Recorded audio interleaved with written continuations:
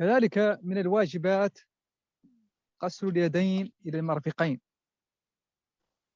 قصر اليدين إلى المرفقين، والمرفقين داخلين، القاية داخلة. الله تعالى يقول أيديكم إلى المرافق، والغاية داخلة. وقيل أن الغاية ليست بداخلة، بمعنى أن المرفقين لا يجب قصرهما. وقيل لكن مع ذلك الأحوط إدخالهما لتكلف التحديد كما قال في الرسالة. نعم. وكذلك من الواجبات قصر اليدين، مسح الرأس. الله تعالى يقول فامسحوا برؤوسكم، والمالكية عندهم أنه لا بد من مسح جميع الرأس، لا بد من مسح جميع الرأس، جميع الشعر.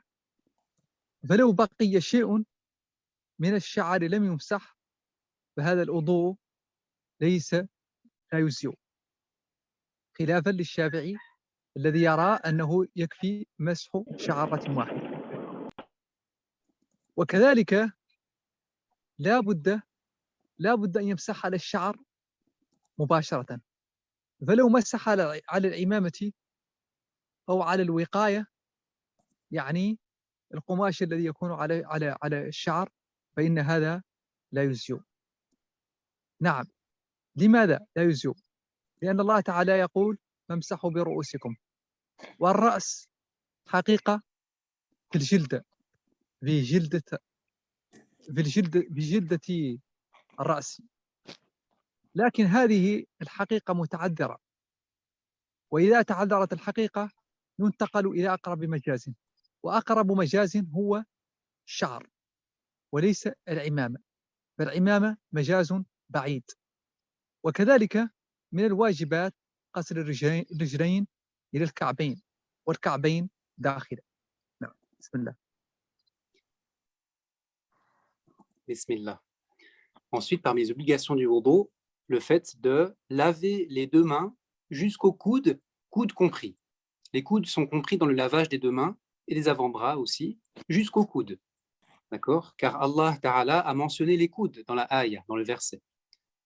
Au bout d'un moment, il dit et lavez vos mains jusqu'au yani ila al-marafiq, yani jusqu'au coude. D'accord? Et les Malékites ont dit que ici, la limite, à savoir les coudes, qui est la limite ici du lavage, la limite, elle est comprise dans le lavage. La limite est comprise dans le lavage. Mais il a été dit qu'elle n'est pas comprise. Chez les Malékites, il a été dit que les coudes ne sont pas compris, au sens que, selon cette parole-là, il ne serait pas obligatoire de laver les avant-bras jusqu'au coude, coude compris. Laver certes les avant-bras, mais sans inclure les coudes. Mais il a été dit aussi, notamment dans Ar-Risala, qui est un livre de chez les Malékites, qu'il est plus précautionneux, de toute façon, de laver jusqu'au coude pour s'acquitter de ce sur quoi ont divergé les savants. Maintenant, aussi, parmi les obligations, humecter la tête. Humecter la tête, chez les Malékites, cela consiste à humecter l'ensemble de la tête. D'accord? Humecter l'ensemble de la tête, et non pas seulement une seule partie, comme dans d'autres écoles, telles que chez les Sha'afiriya, l'école de l'imam Ash-Sha'afiri, où il suffit dans leur école à eux de n'humecter qu'un seul cheveu. La personne doit humecter toute la tête chez les Malékites. C'est l'obligation. Et maintenant, du point de vue de la compréhension du verset par rapport à l'humectage de la tête, c'est en raison du fait que Allah a dit, ce dont on comprend, humectez vos têtes. Humectez vos têtes. Et ceci donne aussi pour sens que l'on ne peut pas humecter s'il y a un intermédiaire entre la tête et la main, c'est-à-dire, autrement dit, on doit humecter en ayant un contact direct avec les cheveux, avec la tête. L'apparence de la tête, c'est quoi? Eh bien, c'est la peau, ça c'est l'apparence, c'est ce qui apparaît, littéralement.